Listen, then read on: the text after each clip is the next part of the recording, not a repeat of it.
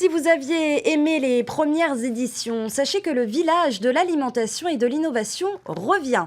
Il aura lieu le 31 mars, le 1er, le 2 et le 3 avril à la Maison de la Culture.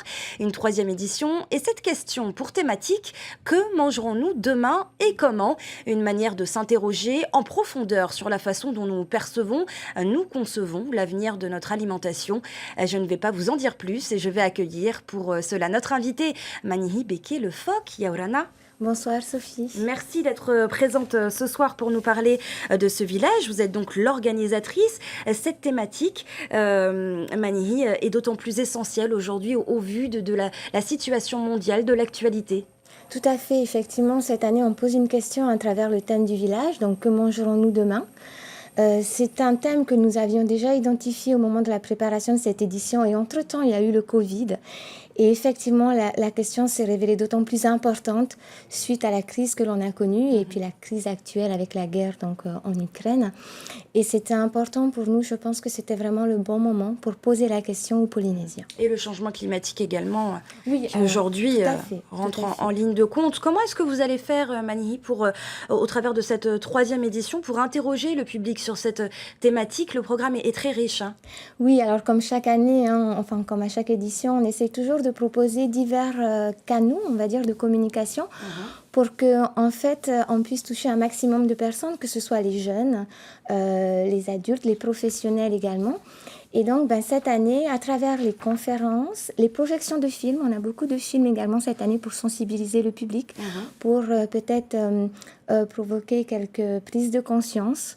Voilà. Et puis, on a bien sûr toujours le côté ludique avec les animations et les ateliers qui sont là pour sensibiliser alors peut-être davantage les enfants et ouvrir aussi le champ des possibles et considérer autrement son rapport à l'alimentation et surtout tenir compte de l'impact de notre consommation sur notre santé, d'une part, et puis sur notre environnement et sur nos ressources. Oui, tout un programme très riche, surtout aussi pour créer une dynamique de ce changement, qu'il y ait un après et pas que pendant le village. Tout à fait. L'objectif du village, effectivement, il se tient sur 4 jours, mais l'idée, c'est véritablement de lancer une dynamique, de l'entretenir.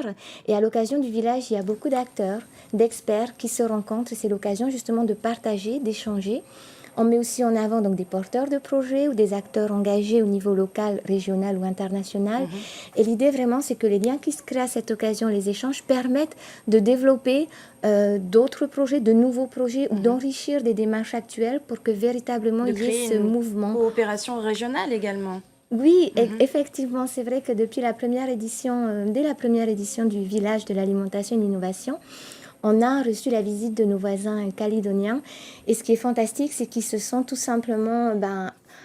ils ont profité en fait de ce qu'ils ont pu apprendre, découvrir sur le village. Et ils ont tissé donc, des liens avec notamment les experts que l'on a fait venir. Et aujourd'hui encore, j'avais un message pour me remercier parce que du coup, de leur côté, il y a pas mal de projets qui se développent avec des experts qu'ils ont rencontrés au village. Chez nos voisins du Pacifique. Manihi, lorsque vous constatez qu'aujourd'hui encore la malbouffe est présente aux abords des écoles, comment vous réagissez ?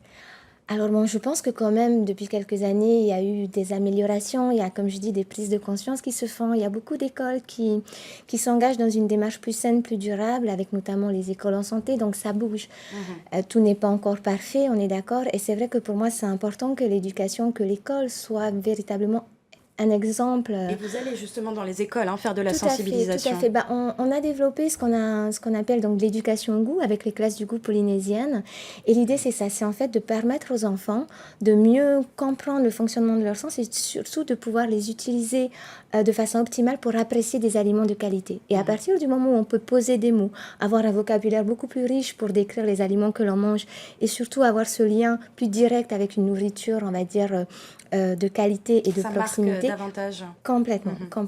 Merci beaucoup Manihi Le Phoc, Beke Le Phoc, d'avoir été notre invité ce soir. Je rappelle donc les dates, le 31 mars, le 1er, le 2 et le 3 avril à la Maison de la Culture. Le rendez-vous est pris.